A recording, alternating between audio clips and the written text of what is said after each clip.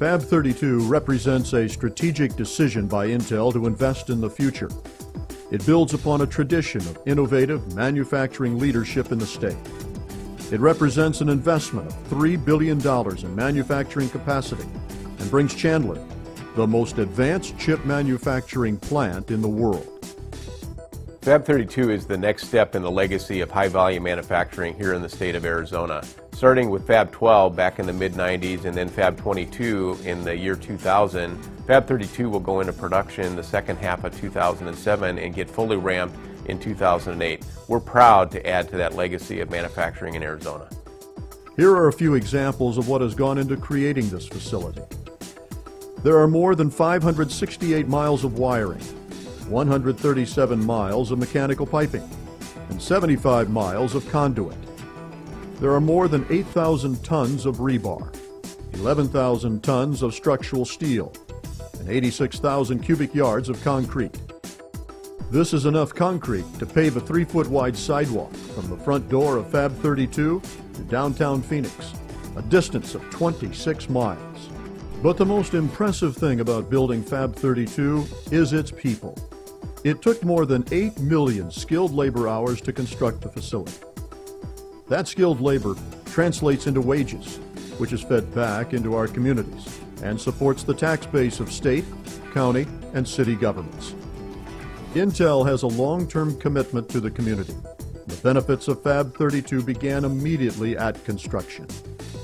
To build the world's best microprocessors, Intel packs millions upon millions of transistors onto a chip in high-quality manufacturing cleanroom facilities that are automated as never before. These transistors are so small that even the smallest particles can contaminate the entire chip and ruin the processor. Consider this. This graphic represents a cross-section of a human hair which is about 75 to 100 microns in diameter. The inner blue circle represents the limit of detection that the human eye can see, 40 to 50 microns in size.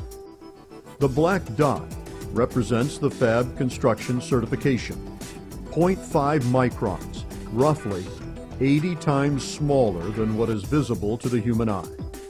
Fab32 builds microprocessors with features that are only 45 nanometers wide. Typically, when people think of an Intel semiconductor factory, they think of people in spacesuits in a clean room. However, the clean room isn't the only part of a semiconductor factory. There are many layers within the factory, with the clean room being just one of 4 critical levels. The top floor of the factory is called the pressurized plenum. This area handles and controls all the air filtration. On the roof of Fab32 are multiple MAHs, or make-up air handlers. Each of these MAHs is about the size of a Greyhound bus and is responsible for the control and flow of air through the air cleaners and air scrubbers. Below the pressurized plenum is the clean room. For Fab32, this is referred to as a ballroom fab. The areas are more open to facilitate faster movement and control of the product within. Next is the clean subfab. Here, support equipment, chemical and gas delivery systems are contained for the ballroom fab above. Finally, below the clean subfab is the utility level. This is where electrical and other support systems are kept and maintained. We've got a unique perspective in Fab32. 2 years ago when we announced the project, it was really only a plan on a piece of paper. 24 months later, we're on schedule and on budget of an almost $3 billion project. It's pretty amazing to watch the groundbreaking, the construction, the building activities, and now tool installation. Through that process, I've had a chance to work with some incredible, dedicated, and really talented people. Fab32 is like a city that never sleeps. When we're making these products, we put them through a sequence of process steps. So the silicon goes through a sequence of steps. They get processed, they get work done on them in a piece of equipment or a tool. What we've done in 32 is recentered the entire organization around that tool. That tool runs 7/24, 365 days a year. And so our organization needs to run 7, 24, 365 days a year. And we need to have, for the complexity of the process and products that we're making here, we need to maximize our technical talent around the clock. What's unique about the way Fab32 is structured is that we have maximized our technician and engineering technical talent around the clock. Fab32's versatile employees are trained to execute their job functions flawlessly and to take initiative to solve problems before they occur.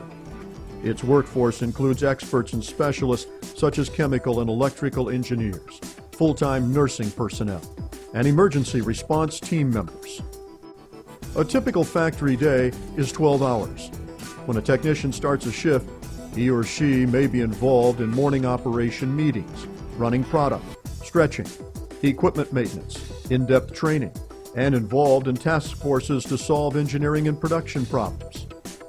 At the end of the shift, the technician will pass down to a counterpart on another shift. The process continues without interruption.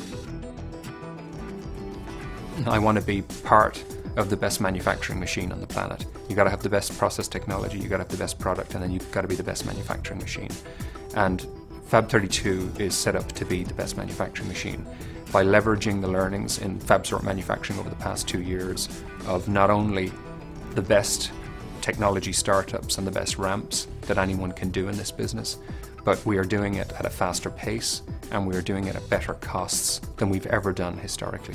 The Fab32 family would really like to thank our folks in construction, our folks in technology development, and almost all the groups in TMG that really helped bring this factory from an idea 2 years ago into production in 2007. Thank you.